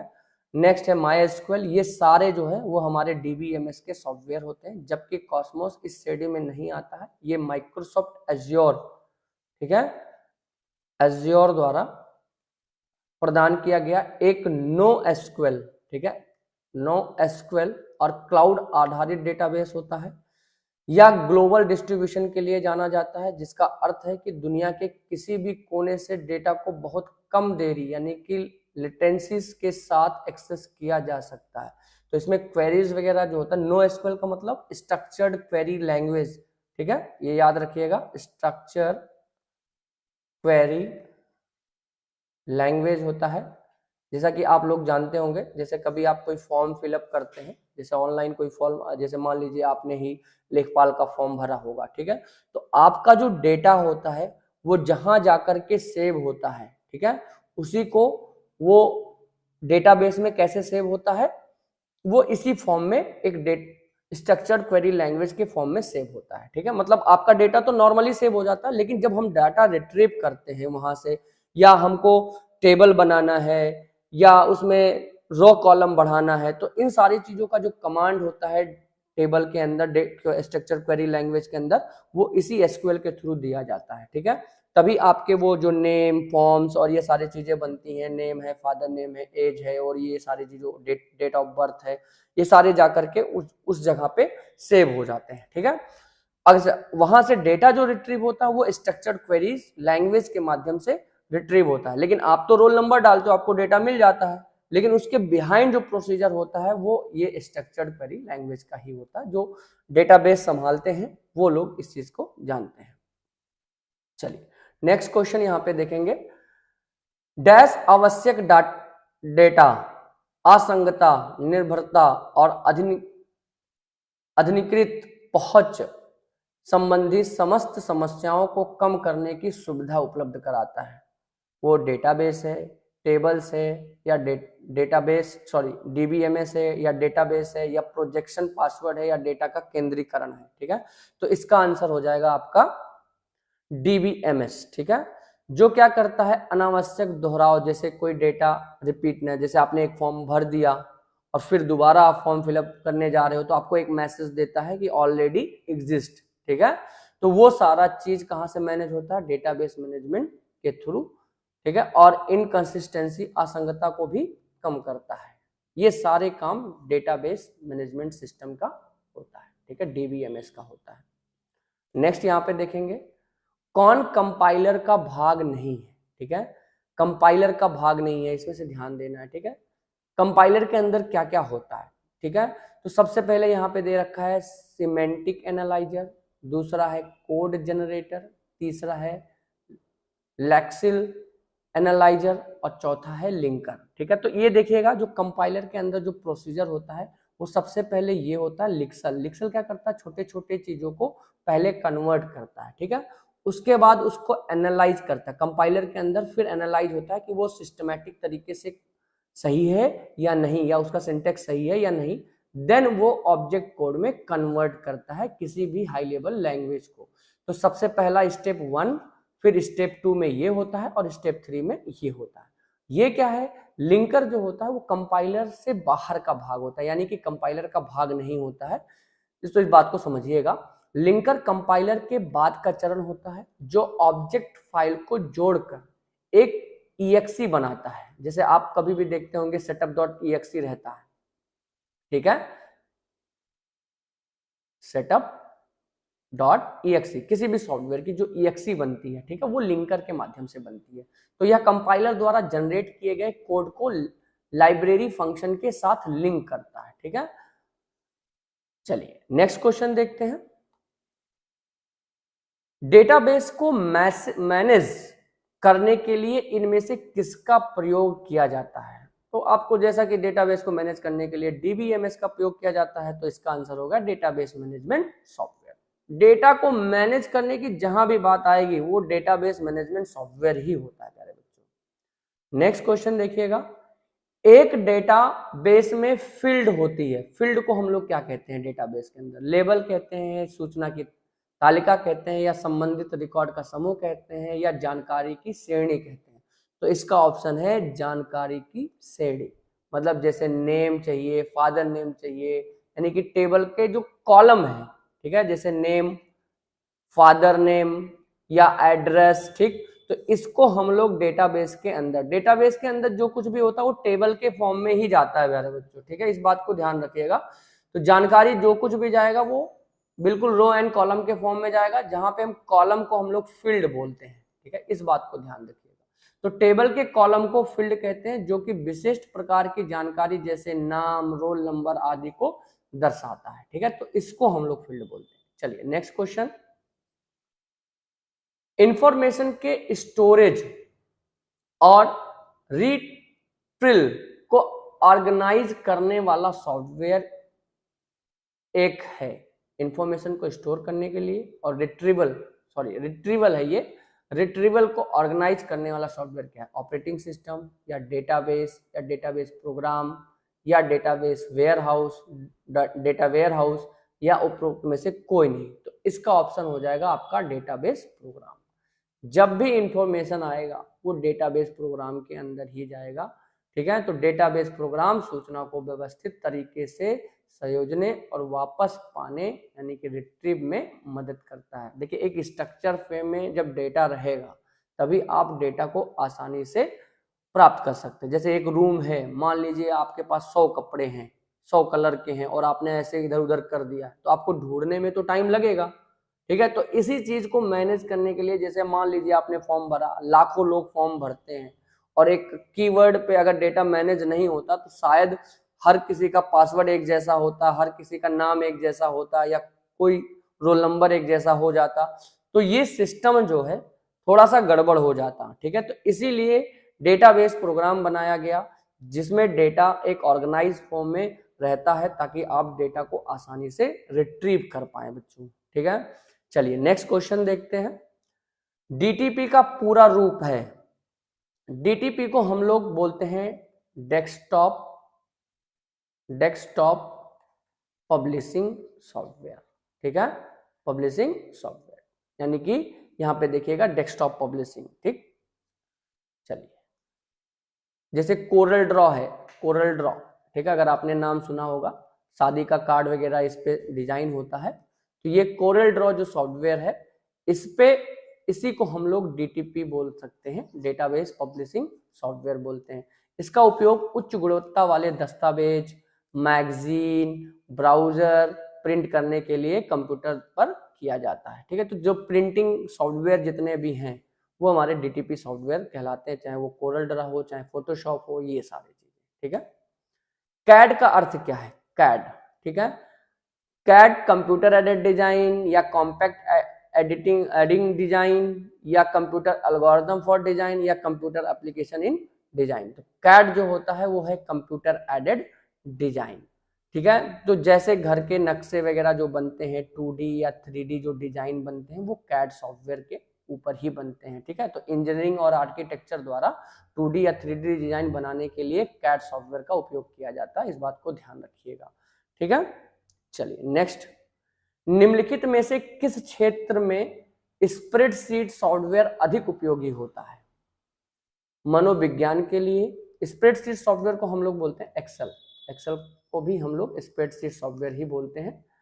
मनोविज्ञान के लिए, प्रकाशन के लिए या सांख्यिकी के लिए या संदेश परीक्षण के लिए, तो आपको ध्यान देना है यहाँ स्टैटिक्स के लिए, डेटा कैलकुलेशन के लिए स्प्रेडशीट सॉफ्टवेयर जैसे एक्सेल है। अब एक्सेल में आप क्या करते हो? एडिंग करते हो, सब्सट्रैक्टिंग करते हो, डिवाइडिंग करते हो, काउंट करते हो, ठीक है, बहुत सारे पेज स्पेशल के बहुत सारे ऑप्शन होते हैं, वो सारे करते हो। तो वो स्टैटिक कैलकुलेशन जितने भी होते हैं, ठीक है, जैसे आपको फाइनेंशियल वैल्यू निकालना, एफबी वैल्यू, पीएफ निकालना हुआ, ठीक है, या ईएमआई निकालना हुआ, ये सारी तरह के कैलकुलेशन आप एक्सेल के अंदर कर पाते हो, ठीक है। तो गणना और सांख्यिक विश्लेषण के लिए एमएस एक्सेल जैसे स्प्रेडशीट सॉफ्टवेयर सबसे अच्छे होते हैं। चलिए नेक्स्ट क्वेश्चन देखते हैं। कंप्यूटर विज्ञान में एएसपी का विस्तारित रूप क्या है? ठीक है, तो सबसे पहला एब्स्ट्रैक्ट सर्विस प्रोवाइडर है, या आवेदन सेवा प्रदाता है, या आवेदन संकेत प्रदाता है, या सार सिंप्लेक्स प्रदाता है। तो ये एएसपी को हम लोग बोलते हैं एक इसको दो नाम से जानते हैं, एक एक्टिव सर्वर पेज के नाम से भी जानते हैं, एक्टिव सर्वर पेज, ठीक है, और एक हम जानते हैं उसको एप्लीकेशन सर्वर प्रोवाइडर के नाम से, ठीक है। तो एप्लीकेशन सर्वर प्रोवाइडर, देखिए एएसपी अगर हम बात कर रहे थे एक्टिव सर्विस प्रोवाइडर की, तो जो ब्राउजर में मतलब जो वेबसाइट बनती थी ASP.NET के थ्रू, माइक्रोसॉफ्ट के ASP.NEट में, ठीक है, वो ASP सर्वर पे ही बनती थी, ठीक है, मतलब इसके कोड्स यूज करती थी प्रोग्राम को रन करने के लिए या वेबसाइट पे डिप्लॉयमेंट करने के लिए, वो सारी चीजें होती थी। अब इसका एक और नाम है जिसको हम लोग बोलते हैं एप्लीकेशन सर्विस प्रोवाइडर, या एक ऐसा व्यवसाय या कंपनी है जो ग्राहकों को नेटवर्क, आमतौर पर इंटरनेट के माध्यम से सॉफ्टवेयर एप्लीकेशन और संबंधित सेवाएं प्रदान करती है। जैसे उदाहरण के तौर पर यदि कोई कंपनी अपना खुद का सर्वर सेटअप करने के बजाय, ठीक है, अपना खुद का सर्वर किसी बाहरी वेंडर से पेरोल सॉफ्टवेयर किराए पर लेती है, तो वह वेंडर ASP कहलाएगा, ठीक है। जो सर्विस प्रोवाइडर है, जो हमको सर्वर पेरोल पे यानी कि किराए पे उपलब्ध कराता है, वो सारा हमारा active service application service provider कहलाता है, ठीक है प्यारे बच्चों। इसे आधुनिक SaaS software as a service का शुरुआती रूप माना जाता है, ठीक है, ये चीज याद रखिएगा, SaaS software as a service का शुरुआती रूप भी माना जाता है। चलिए नेक्स्ट देखते हैं, किस प्रकार का सॉफ्टवेयर मुफ्त वितरित होता है लेकिन आगे प्रयोग करने के लिए प्रयोगकर्ता को कुछ रकम अदा करनी पड़ती है, ठीक है, बाद में उसको कुछ पैसे भी देने पड़ते हैं, ठीक है, तो उसको हम लोग बोलते हैं शेयरवेयर, ठीक है। तो शेयरवेयर में क्या होता है, पहले कुछ टाइम के लिए मुफ्त रहता है, शेयरवेयर के शुरू में मुफ्त ट्रायल दिया जाता है, लेकिन बाद में पूरे फीचर्स के लिए उससे पैसे लेने पड़ते हैं, ठीक है। रेंटल में तो आपको पता है कि रेंट पे आपको कोई भी सॉफ्टवेयर एक्सेस करना है तो रेंट आपको देनी पड़ेगी, सब्सक्रिप्शन मॉडल पे लेना पड़ता है, ठीक है। जैसे स्पॉटी अगर आप सुनते होंगे तो वो भी आपका शेयरवेयर है, कुछ टाइम के लिए वो आपको मुफ्त में ट्रायल देता है, देन आफ्टर आपसे पैसे मांगता है, तो इस तरीके के जो सॉफ्टवेयर होते हैं वो शेयरवेयर कहलाते हैं। चलिए नेक्स्ट क्वेश्चन देखते हैं, एपीआई का पूरा रूप क्या है, ठीक है, अप्लाइड प्रोग्राम इंस्ट्रक्शन या एप्लीकेशन प्रोसेस इंटरफेस या एप्लीकेशन प्रोग्राम इंटरफेस या एप्लीकेशन प्रोग्राम इंटरएक्शन, ठीक है। तो एपीआई जो होता है वो होता है हमारा इंटरफेस प्यारे बच्चों, ठीक है, किसका, एप्लीकेशन प्रोग्राम इंटरफेस यानी कि, ठीक है, एपीआई। नियमों का ये क्या होता है, नियमों का एक सेट होता है जो दो अलग अलग सॉफ्टवेयर प्रोग्रामों को एक दूसरे के साथ संवाद करने की अनुमति देता है, यानी कि एपीआई कहलाता है, ठीक है।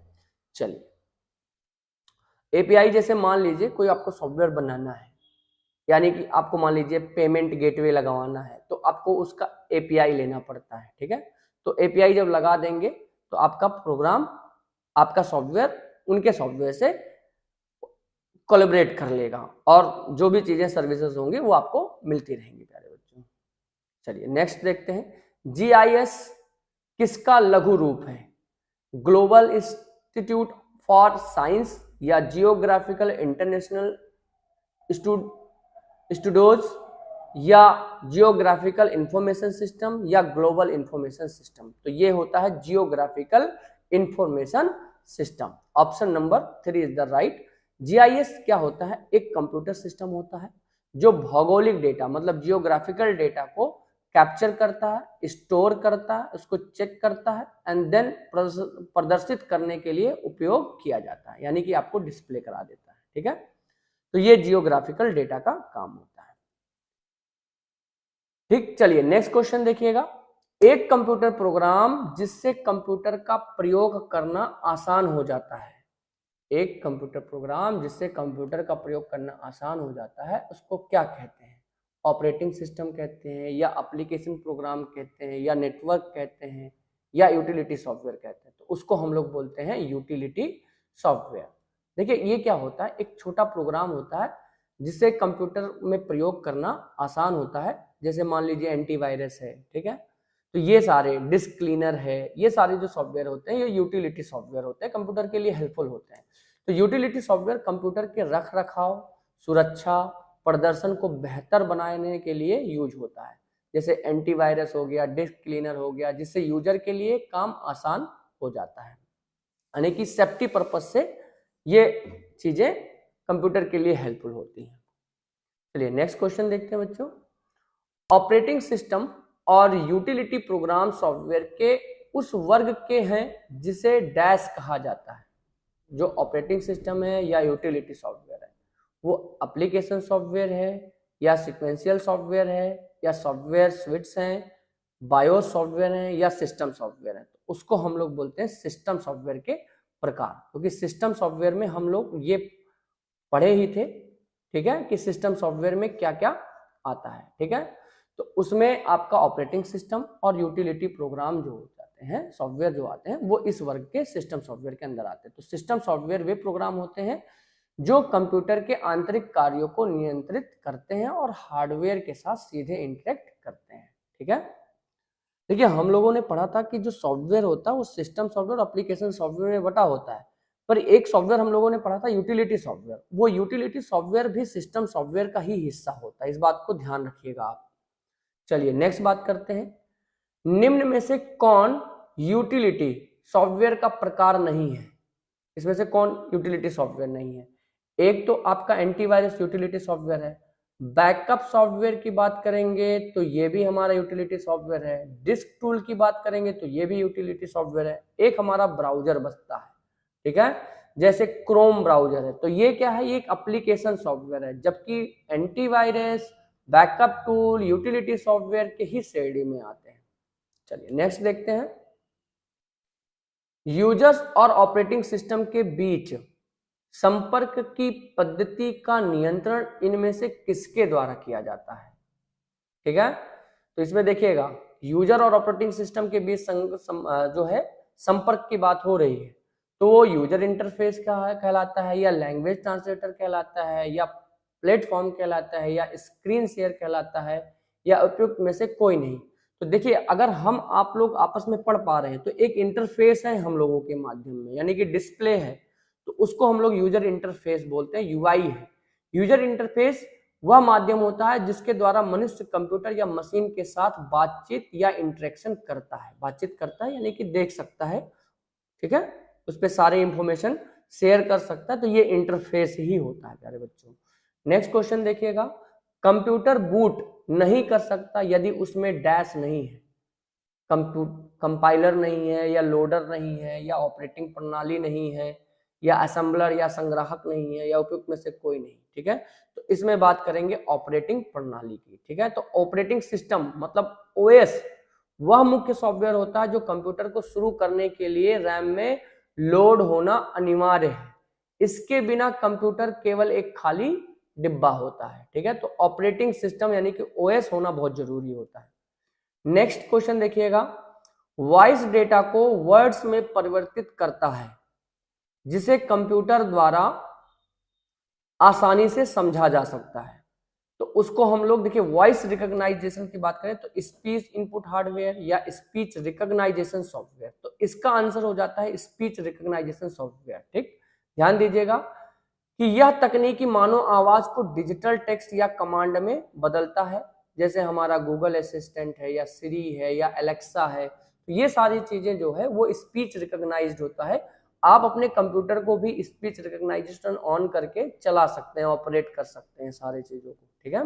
इसके लिए आपको कंट्रोल पैनल की सेटिंग में जाकर के स्पीच रिकॉग्नाइजेशन वाले ऑप्शन को ओके करना पड़ता है प्यारे बच्चों, ठीक है। चलिए नेक्स्ट क्वेश्चन देखिएगा, कंप्यूटर की संरचना डैश नामक हार्डवेयर आते हैं। अब देखिए यहाँ पे बात कर रहा है हार्डवेयर की, तो किसमें हार्डवेयर आता है? जैसे मॉनिटर एक हार्डवेयर है, सीपीयू भी हार्डवेयर है, कीबोर्ड भी हार्डवेयर है, माउस भी हार्डवेयर है, पर सॉफ्टवेयर ये हार्डवेयर नहीं है। दूसरा देखिएगा, monitor, central processing unit, keyboard, mouse, program, देखिए प्रोग्राम आ गया तो ये भी आपका हार्डवेयर नहीं है। Monitor, central processing unit, keyboard, mouse, printer और मॉडेम, ये सब के सब क्या है? हार्डवेयर है, ठीक है। नेक्स्ट वाला क्वेश्चन देख लेते हैं, कंप्यूटर और माउस एप्लीकेशन और नेटवर्क की बात कर रहा है तो ये भी हार्डवेयर नहीं है, तो इसका जो ऑप्शन हो गया monitor, central processing unit, printer और मॉडेम, ठीक है। ये सारे फिजिकल पार्ट हैं जिनको हम छू सकते सकते हैं। और हार्डवेयर की डिफिनेशन भी यही कहती है, जिस चीज को हम छू सकते हैं वो सारे के सारे क्या होते हैं, हार्डवेयर होते हैं प्यारे बच्चों। नेक्स्ट क्वेश्चन देख लीजिए यहाँ पे, निम्न में से कौन हार्डवेयर का उदाहरण नहीं है। इसमें हार्डवेयर का उदाहरण नहीं है, आप यहाँ पे पहचानिएगा। देखिए ये सॉफ्टवेयर और हार्डवेयर में जो मैंने आपको सारा थ्योरी वाले क्लास में कराए हैं उसी के क्वेश्चन हैं प्यारे बच्चों, ठीक है। थोड़ा सा लिखने में थोड़ा सा प्रॉब्लम हो रहा है, सॉफ्टवेयर एंड हार्डवेयर। चलिए, तो इसमें कौन हार्डवेयर का उदाहरण नहीं है। स्कैनर की बात करें तो ये भी हार्डवेयर है, प्लॉटर की बात करें तो ये भी हार्डवेयर है, प्रिंटर की बात करें तो ये भी हार्डवेयर है, मॉनिटर की बात करें तो ये भी हार्डवेयर है। तो ये क्या है, एल्गोरिदम, ठीक है। तो एल्गोरिदम जो होता है वो हार्डवेयर नहीं होता है। तो एल्गोरिदम किसी कार्य को करने के चरणबद्ध सूची होती है, जहां यह कोई भौतिक या हार्डवेयर नहीं होती। तो कोई भी एल्गोरिदम की बात करें, किसी भी काम को स्टेप बाय स्टेप करने का जो प्रोसीजर होता है उसको हम एल्गोरिदम कहते हैं, ठीक है प्यारे बच्चों। चलिए नेक्स्ट क्वेश्चन देखिएगा, प्रोसेसर किसका एक उदाहरण है। पहला सॉफ्टवेयर का, आउटपुट यूनिट का, स्टोरेज का, प्रोग्राम का या हार्डवेयर का। तो प्रोसेसर की बात कर रहे हैं, तो प्रोसेसर क्या है, आपका एक हार्डवेयर है, ठीक है। तो आउटपुट यूनिट में मॉनिटर होता है, ठीक है। स्टोरेज में आपका मेमोरी हो जाता है, प्रोग्राम तो सॉफ्टवेयर होते हैं, सॉफ्टवेयर में प्रोग्राम, ठीक है। तो हार्डवेयर की बात हो जाती है, तो सीपीयू या प्रोसेसर कंप्यूटर के भीतर एक फिजिकल चिप होती है जिसे हार्डवेयर माना जाता है, ठीक है। तो इस बात को भी ध्यान रखिएगा कि प्रोसेसर हमारा एक हार्डवेयर की श्रेणी में आता है। निम्न में से कौन हार्डवेयर का उदाहरण नहीं है, आप बताइए इसमें से। चलिए, ये हार्डवेयर का उदाहरण नहीं है, स्कैनर, कंपाइलर, माउस, प्रिंटर या मॉनिटर हार्डवेयर का उदाहरण नहीं है। तो ये आपका ऑप्शन हो जाएगा कंपाइलर, ठीक है, कंपाइलर। अब चूंकि स्कैनर भी आपका हार्डवेयर है, माउस भी हार्डवेयर है, प्रिंटर, मॉनिटर ये सब हार्डवेयर है, तो कंपाइलर एक सिस्टम सॉफ्टवेयर है जो प्रोग्रामिंग भाषा को ट्रांसलेट करने का काम करता है, जैसा कि पीछे हम लोगों ने इसके बारे में बात की। नेक्स्ट क्वेश्चन देखते हैं, निम्नलिखित में से कौन सॉफ्टवेयर है।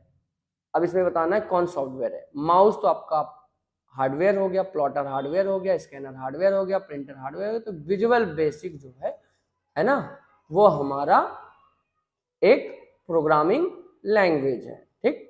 तो विजुअल बेसिक एक प्रोग्रामिंग भाषा है और विकास वातावरण, ठीक है, वातावरण है जो एक सॉफ्टवेयर की श्रेणी में आता है। नेक्स्ट देखेंगे, नेक्स्ट देखिएगा यहाँ पे, सॉफ्टवेयर का प्राथमिक उद्देश्य डेटा को डैश में परिवर्तित करना है। क्या है, वेबसाइट में, इंफॉर्मेशन में, प्रोग्राम में, ऑब्जेक्ट्स में या इनमें से कोई नहीं। तो सॉफ्टवेयर का जो प्राथमिक उद्देश्य होता है वो डेटा को इंफॉर्मेशन में बदलना होता है। तो सॉफ्टवेयर जो क्या करता है, वो कच्चे डेटा को प्रोसेस करके उसे उपयोगी डेटा में बदलने का काम करता है, ठीक।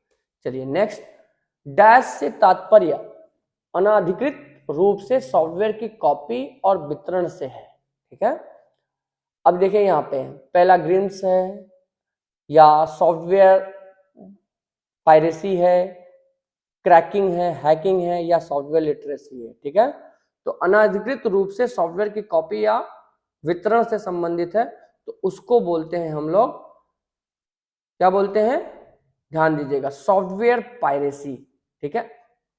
अब जैसे आप अगर पैराग्राम्स की बात करें तो पैराग्राम्स क्या होता है कि जैसे आप किसी के द्वारा कोई आर्टिकल अगर लिखा गया है, ठीक, और अगर वो आर्टिकल आप हूबहू वैसा ही यूज करते हैं तो वो पैराग्राम्स में आ जाएगा, ठीक है। यानी कि आपके जो आर्टिकल हैं उनसे हूबहू मिल रहा है। जब तक आप अगर उनका कोई आर्टिकल आपको यूज करना है तो आपको उनको नॉमिनेट करना पड़ेगा, उनको बताना पड़ेगा कि हाँ फला व्यक्ति का कंटेंट या फला बुक से हमने इस चीज को पढ़ाया है, ठीक है। तो इस चीज को हम पैराग्राफ्स बोलते हैं। सॉफ्टवेयर पायरेसी की बात करेंगे तो किसी भी सॉफ्टवेयर को बिना अनुमति के कॉपी करना, बेचना, बांटना सॉफ्टवेयर चोरी कहलाता है, यानी कि सॉफ्टवेयर पायरेसी कहलाता है। तो इसी को हम लोग अनाधिकृत रूप से सॉफ्टवेयर की कॉपी या वितरण से संबंधित है, उसको हम लोग बोलते हैं सॉफ्टवेयर पायरेसी, ठीक है। क्रैकिंग करने की बात करेंगे तो क्रैकिंग मतलब होता है कि जैसे कोई पेड सॉरी कोई पेड सॉफ्टवेयर है, ठीक है, और उस पेड सॉफ्टवेयर को हम क्रैक कर देते हैं, ठीक है, यानी कि हम उसको विदाउट परमिशन हम उसका यूज करते हैं, क्रैक करके उसके फुल वर्जन को, फीचर्स को यूज करते हैं, उसी को हम लोग बोलते हैं क्रैकिंग। और हैकिंग आपको पता है, किसी चीज को हैक कर लेना, ठीक है, बिना किसी के परमिशन के यूज करना, तो उसको हम लोग हैकिंग कहते हैं, ठीक है। नेक्स्ट देखते हैं, software bug dash defect remove करने के लिए निम्नलिखित में से किसका प्रयोग किया जाता है, जिसे सॉफ्टवेयर प्रोवाइडर की ओर से निःशुल्क उपलब्ध कराया जाता है, ठीक है। तो सॉफ्टवेयर प्रोवाइडर अगर किसी चीज को, जैसे कोई सॉफ्टवेयर में एरर आता है या कोई चीज सॉफ्टवेयर को अपडेट करना है, ठीक है, तो सॉफ्टवेयर प्रोवाइडर अगर कोई चीज उपलब्ध कराता है तो उसको हम लोग बोलते हैं पैच, ठीक है। तो पैच क्या होता है, कंपनी अपने सॉफ्टवेयर में आई गलतियों को सुधारने के लिए छोटे अपडेट जारी करता है, जिन्हें हम लोग पैच कहते हैं, ठीक है। इस बात को आप नोट करके रखिएगा, ठीक है। चलिए नेक्स्ट देखते हैं, सॉफ्टवेयर डेटा को प्रोसेस करने के लिए डैश लागू करता है, जिसे एल्गोरिथम भी कहते हैं, ठीक है। क्या होता है जो सॉफ्टवेयर डेटा को प्रोसेस करने के लिए लागू करना होता है, अर्थमेटिक, प्रोसीजर्स, ऑब्जेक्ट्स, रूल्स या इनमें से कोई नहीं, तो उसको लिए होता है रूल्स, प्यारे बच्चों, ठीक है, रूल्स या एल्गोरिथम हम वो बोलते हैं। तो सॉफ्टवेयर में डेटा को प्रोसेस करने के लिए निर्देशों या रूल्स का पालन किया जाता है, जिसे तकनीकी भाषा में हम लोग एल्गोरिथम कहते हैं। आई होप आपको ये क्लास पसंद आ रहा होगा। अगर आपको हमारा क्लास पसंद आ रहा है प्यारे बच्चों, तो आप लाइक, सब्सक्राइब और कमेंट करना बिल्कुल मत भूलें, ठीक है, और अपने दोस्तों के साथ इसको जरूर शेयर करें, ताकि उनका भी भला हो सके, वो भी चीजों को पढ़ सके, देख सके, सीख सके प्यारे बच्चों। चलिए नेक्स्ट क्वेश्चन देखते हैं। नेक्स्ट क्वेश्चन है, नियमों और मानकों का एक समूह है जिसका प्रयोग दो कम्युनिकेटिंग एडिटीज द्वारा कम्युनिकेशन के लिए किया जाता है, ठीक है, ध्यान दीजिएगा। तो यहाँ पे हम लोग बात करते हैं प्रोटोकॉल की। तो प्रोटोकॉल क्या होता है कि ये नेटवर्क पर दो उपकरणों के बीच डेटा भेजने के लिए नियमों के समूह जो होता है, यानी कि डेटा ट्रांसफर करने के लिए, एक दूसरे से आदान प्रदान करने के लिए हम लोग प्रोटोकॉल का उपयोग करते हैं, जैसे HTTP प्रोटोकॉल, TCP/IP प्रोटोकॉल, ठीक है, hyper text transfer protocol, transmission control protocol या इंटरनेट प्रोटोकॉल, ठीक, ये सारी चीजों को हम लोग यूज करते हैं। तो प्रोटोकॉल को ही हम लोग नियमों या मानकों का एक समूह होता है, जिसका प्रयोग दो कम्युनिकेटिंग एडिटिंग द्वारा कम्युनिकेशन के लिए किया जाता है। चलिए नेक्स्ट देखते हैं, बिना लाइसेंस, अनलाइसेंस के अपने सॉफ्टवेयर का प्रयोग न करने देने के लिए माइक्रोसॉफ्ट द्वारा प्रोडक्ट डैश विधि का प्रयोग किया जाता है, ताकि प्रत्येक लाइसेंस वाले विंडोज की इंस्टॉलेशन के लिए, ठीक है, आपको विंडोज परचेज करनी पड़े।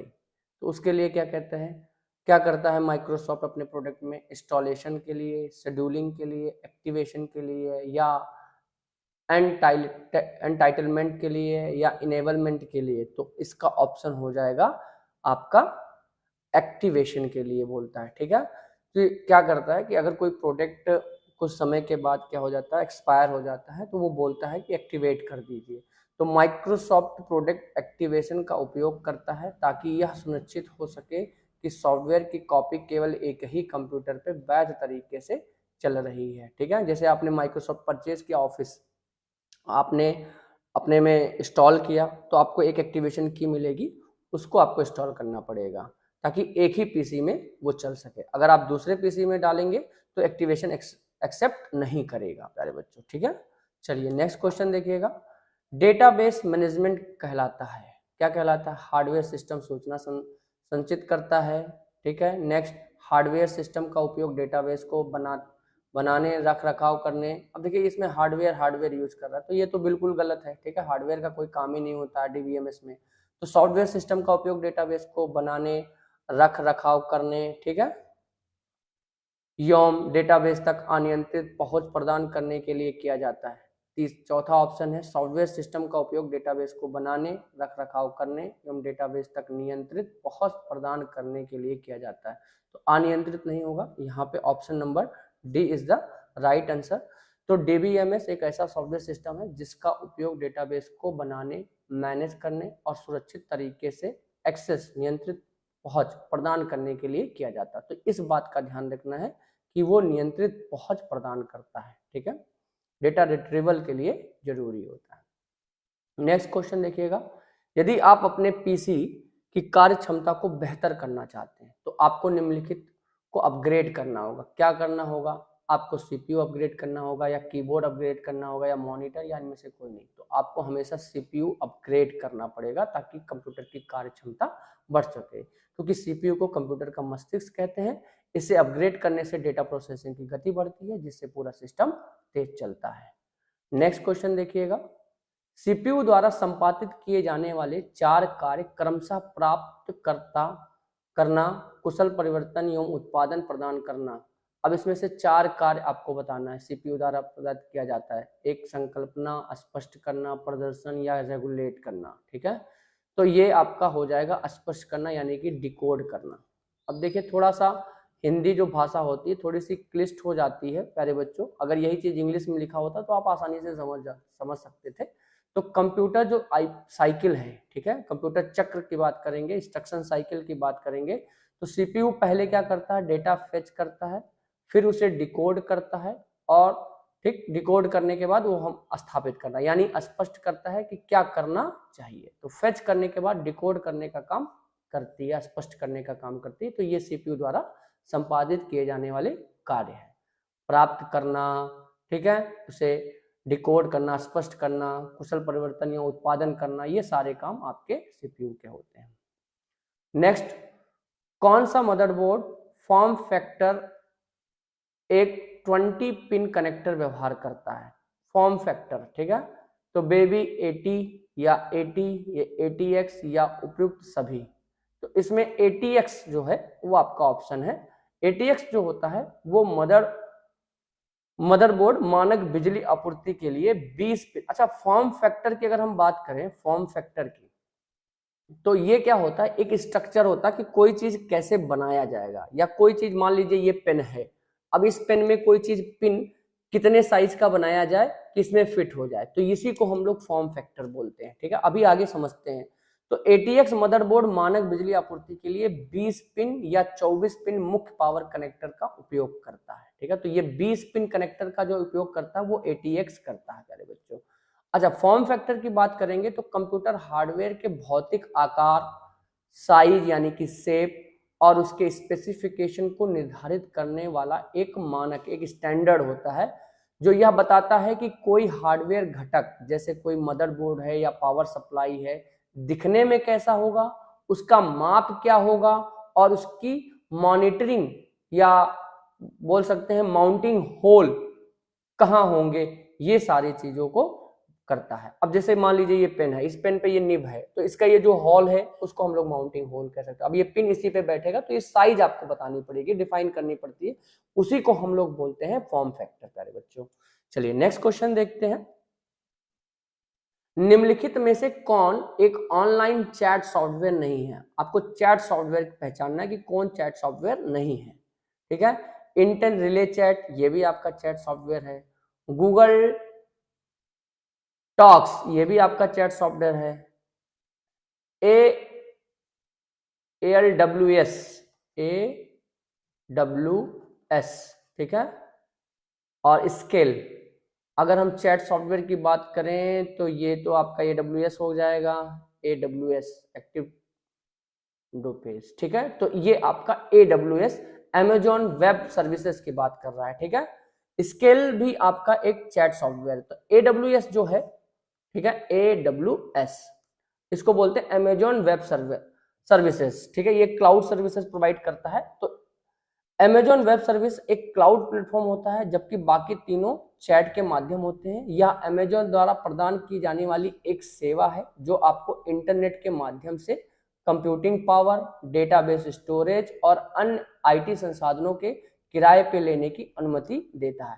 देखिए, आजकल AWS सर्वर का इस्तेमाल किया जा रहा है।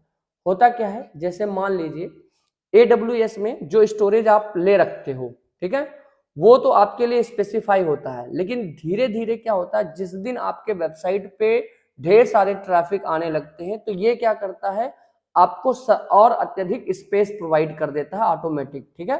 तो ये बेनिफिट है AWS सर्वर पे काम करने का, ठीक है। तो ये चीजें आपको जाननी है। चलिए आगे देखते हैं नेक्स्ट क्वेश्चन। निम्नलिखित में से असंगत का चुनाव करना, मतलब डिफरेंट कौन है, Google hangout, safari, Mozilla Firefox या गूगल क्रोम, ठीक है। तो सफारी भी हमारा एक ब्राउजर है, गूगल क्रोम भी हमारा ब्राउजर है, ठीक है। गूगल हैंगआउट भी एक ब्राउजर ही है। मोजिला फायरफॉक्स जो है वो डिफरेंट तरह का होता है।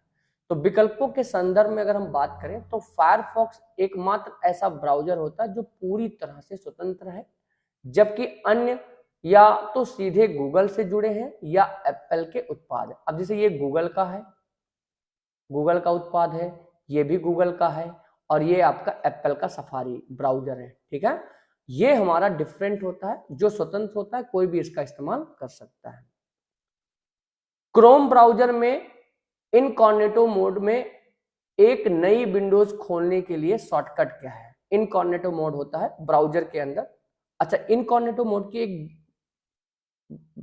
कह सकते हैं एक बहुत ही अच्छा फीचर्स मान सकते हैं, ये होता है कि वो हिस्ट्री को मेंटेन नहीं करता, आप क्या देख रहे हैं, क्या नहीं देख रहे हैं, क्या आपका वॉच टाइम है, तो ये सारी चीजें हिस्ट्री को मेंटेन नहीं करता। यानी कि इवन पासवर्ड को भी ये सेव नहीं करता, जैसे आपने लॉगिन किया अपने मेल आईडी में, तो ये पासवर्ड को भी सेव नहीं करता। तो ये इनकॉग्निटो विंडोज की विशेषता हो सकती है, ठीक है।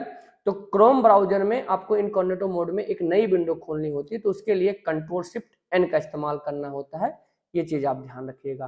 तो यह शॉर्टकट क्रोम में एक नई प्राइवेट विंडो खोलता है जहां ब्राउजिंग हिस्ट्री सेव नहीं होती है, ठीक है। जैसा कि मैंने अभी आपको कहा कि हिस्ट्री इसमें सेव नहीं होती है। नेक्स्ट है क्रोम ब्राउजर में डाउनलोड विंडोज खोलने के लिए शॉर्टकट क्या है, यानी कि जो डाउनलोड सेक्शन है अगर उसको आपको खोलना है तो उसके लिए आपको यूज करना पड़ता है Ctrl+J प्यारे बच्चों, ठीक है। तो J का अर्थ होता है ज्वाइन या जंप टू, डाउनलोड से लिया जाता है, जो डाउनलोड खोलने मैनेजर खोलता है, ठीक है। तो जहां पे जितनी भी फाइलें आप क्रोम के थ्रू डाउनलोड करते हैं, गाना हो, ठीक है, मूवी हो, कोई भी चीज, या कोई PDF आप डाउनलोड करते हैं, तो वो सारे डाउनलोड सेक्शन में जाते हैं। अगर आपको उस चीज को खोलना होता है तो Ctrl+J से आप जैसे ही क्लिक करेंगे आपको खुल जाएगा आपका वो विंडोज। चलिए नेक्स्ट है क्रोम ब्राउजर में वर्तमान टैब के बाईं ओर के ब्राउजर टैब को सक्रिय करने के लिए शॉर्टकट क्या है, ठीक है। तो यहाँ पे पेज अप पेज डाउन का इस्तेमाल किया जाता है, तो इस बात को आप ध्यान रखिएगा कि कंट्रोल पेज अप से क्या होता है। चलिए, तो पेज अगर अप की बात करेंगे तो खुले हुए टैब्स के बीच बाईं ओर जाने के लिए कंट्रोल पेज अप की बात करेंगे। नेक्स्ट, अगर दाईं ओर जाना है तो कंट्रोल पेज डाउन का प्रयोग करेंगे। कंट्रोल के साथ पेज डाउन बटन का इस्तेमाल करेंगे, कीबोर्ड के अंदर होता है, वो चीज आप देख लीजिएगा। चलिए नेक्स्ट की बात करेंगे, SSD का पूर्ण रूप क्या है। जैसा कि हमने थ्योरी वाले क्लास में आपको बताया था कि सॉलिड स्टेट ड्राइव इसका एग्जाम्पल है, ठीक है। तो यहाँ पे सॉलिड स्टेट ड्राइव, यह बिना किसी चलायमान पुर्जे यानी कि कोई मूविंग पार्ट नहीं होती है इसके अंदर, स्टोरेज डिवाइस है जो हार्ड डिस्क से बहुत तेज होती है, SSD से आपकी बहुत तेज डिवाइस होती है आपके हार्ड डिस्क से, ठीक है। चलिए नेक्स्ट देखते हैं, फोटोशॉप सॉफ्टवेयर को बेचने का अधिकार किसके पास है।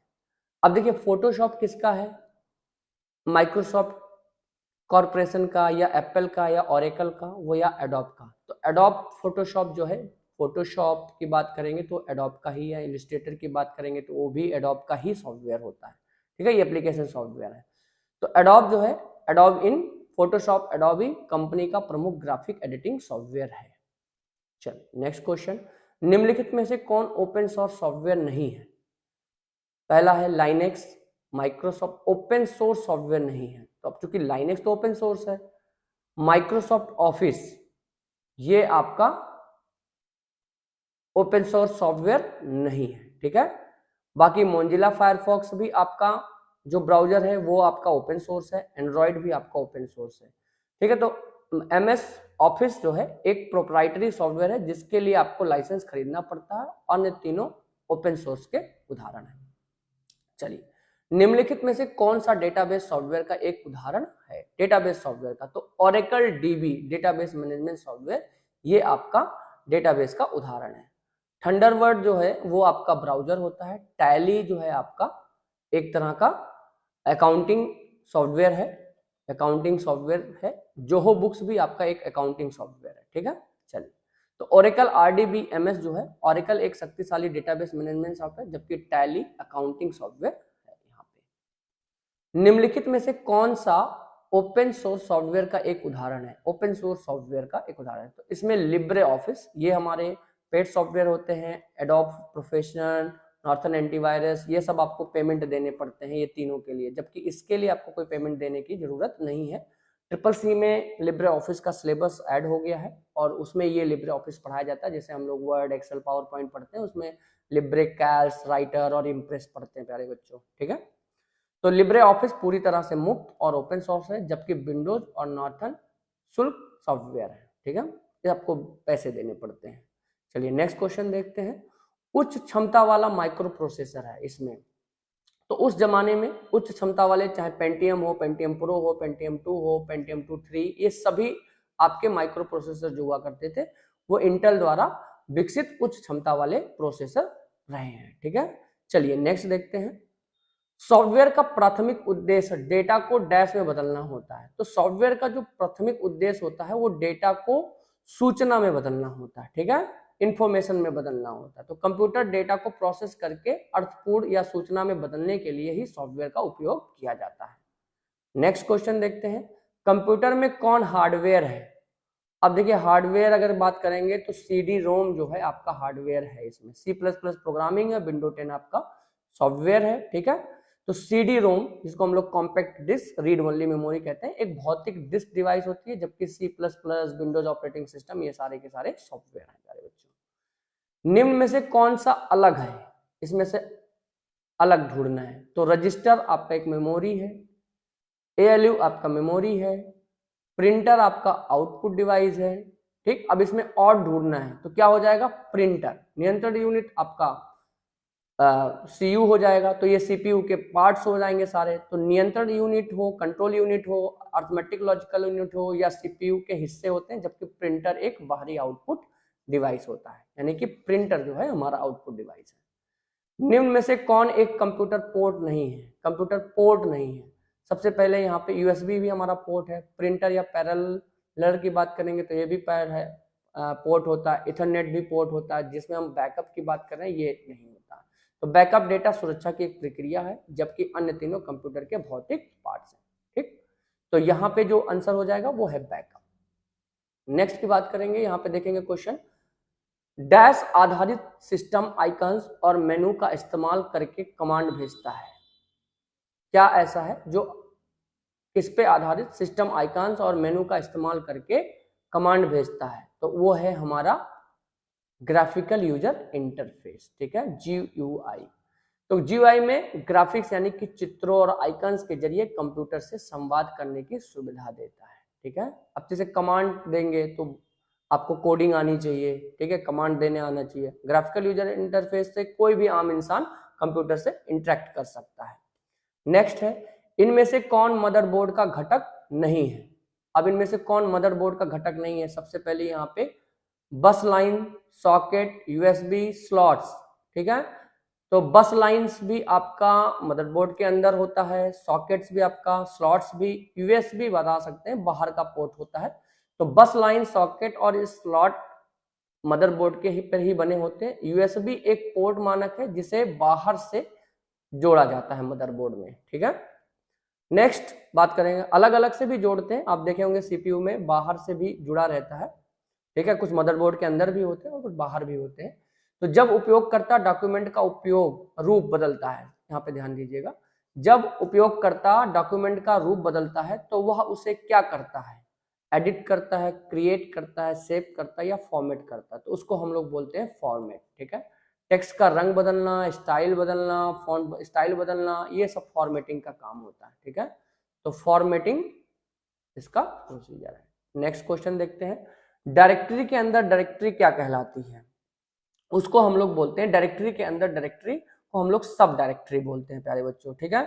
तो मुख्य डायरेक्टरी के अंदर स्थित किसी भी फोल्डर या डायरेक्टरी को सब डायरेक्टरी कहते हैं। तो यानी कि किसी भी फोल्डर के अंदर उसको फोल्डर को सब फोल्डर कहते हैं, तो डायरेक्टरी के अंदर डायरेक्टरी को हम लोग सब डायरेक्टरी कहते हैं, ठीक है।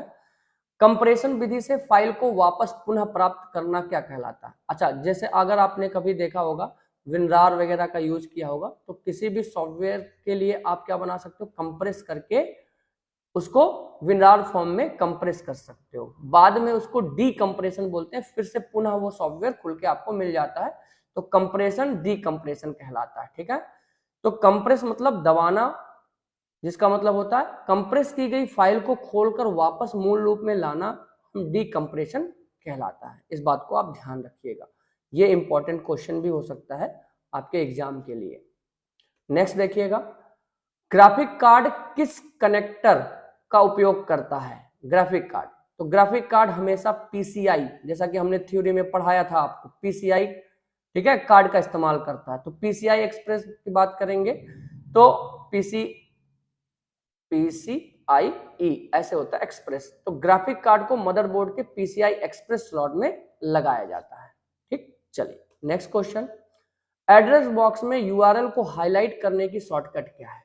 एड्रेस बॉक्स में यूआरएल को हाईलाइट करना है तो आपको क्या प्रेस करना पड़ता है? अल्ट डी, ठीक है। तो ब्राउजर के एड्रेस बार में जाने और वहां लिखे लिंक को चुनने के लिए आपको अल्ट डी का सबसे तेज तरीका होता है, ठीक, उसको हाईलाइट कर सकते हो।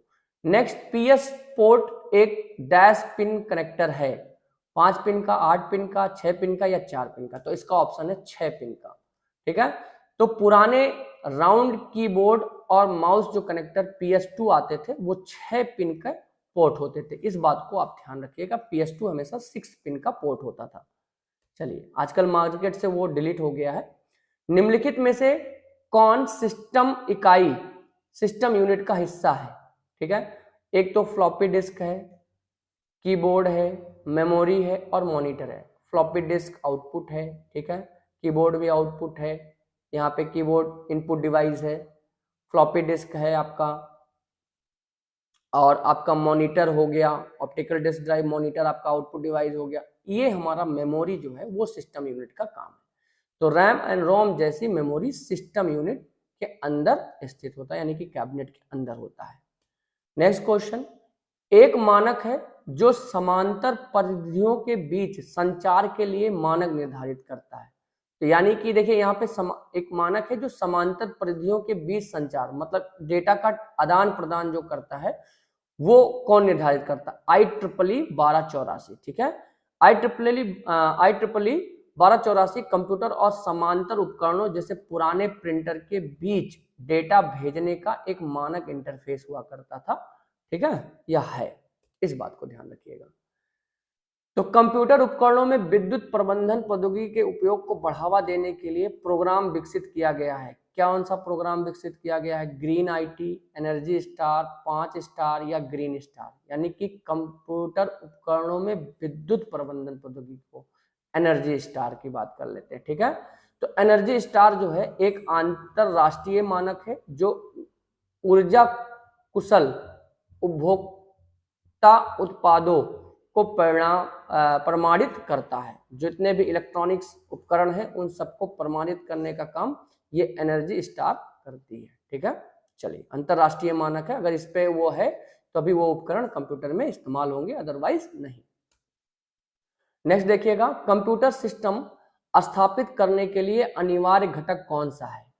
कंप्यूटर सिस्टम स्थापित करने के लिए अनिवार्य घटक कौन सा है? तो computer hardware, operating system, system software या एप्लीकेशन सॉफ्टवेयर? तो आपका हो जाएगा एप्लीकेशन सॉफ्टवेयर, ठीक है। तो कंप्यूटर चलाने के लिए हार्डवेयर और ऑपरेटिंग सिस्टम अनिवार्य है, ठीक है। हार्डवेयर हो, ऑपरेटिंग सिस्टम हो, ये अनिवार्य है, लेकिन किसी विशेष कार्य के करने के लिए बने एप्लीकेशन सॉफ्टवेयर जैसे गेम या ऑफिस के बिना भी कंप्यूटर शुरू हो सकता है, ठीक है। तो यहाँ पे पूछ रहा है अनिवार्य घटक नहीं है। देखिए, कंप्यूटर हार्डवेयर के बिना, सिस्टम सॉफ्टवेयर के बिना या ऑपरेटिंग सिस्टम के बिना कंप्यूटर चल नहीं सकता, लेकिन अगर एप्लीकेशन सॉफ्टवेयर नहीं है तो कंप्यूटर आप आराम से चला सकते हैं, उसकी जरूरत नहीं है आपको, ठीक। सिंथेटिक जांच एक तकनीक है, अब कैसी तकनीक है, लास्ट क्वेश्चन है आपका इस क्लास का। सिंथेटिक जांच एक तकनीक है स्टेटमेंट कवरेज का, संरचनात्मक परीक्षण का, कोड कवरेज का, या कार्यात्मक परीक्षण का। तो इसका जो ऑप्शन है संरचनात्मक परीक्षण का, यानी कि सिंथेटिक जो जांच होती है यह देखती है कि कोड की बनावट या व्याकरण सही है या नहीं। जैसा कि हमने आपको बताया था सिंथेटिक जांच, ठीक है, आपको एक बार मैंने बताया कि सिंटेक्स को चेक करती है, उसके कोड या बनावट को चेक करती है, तो जो कि कोड की संरचना या स्ट्रक्चर का हिस्सा होती है। तो इस बात को आपको सिंथेटिक जांच की बात करता है, संरचनात्मक परीक्षण की बात कर रहा है कि उसका स्ट्रक्चर सही है या नहीं। अब बच्चों देखिए, अब ये सारे क्वेश्चन आप लोगों के लिए इंपॉर्टेंट है, आप एक दो बार इनका रिवीजन जरूर कर लीजिएगा ताकि आपको ये अच्छे से दिमाग में बैठ जाए, ठीक है। और मैं आशा करता हूं कि आपको हमारा ये जो क्लास है जरूर पसंद आया होगा। अगर आपको पसंद आता है तो लाइक, सब्सक्राइब और कमेंट करना बिल्कुल मत भूलें, ठीक है। देखिए अभी देखेंगे तो वॉच टाइम तो बढ़ नहीं रहा है, बच्चे बहुत कम देख रहे हैं, लेकिन मेरी पूरी कोशिश है कि मैं अच्छे से अच्छा आपको कंटेंट डिलीवर करूं। बाकी मर्जी आपकी है कि आप उसको सराहते हैं या नहीं, ठीक है। तो ये टोटली आप पे डिपेंड करता है बच्चों। मैं आशा करूंगा कि आप इस क्लास को पसंद करेंगे, ठीक है, और अपने दोस्तों में इसको शेयर भी करेंगे, ठीक है, और सब्सक्राइब करना बिल्कुल मत भूलें प्यारे बच्चों। ठीक, चलिए धन्यवाद, मिलते हैं नेक्स्ट क्लास में प्यारे बच्चों।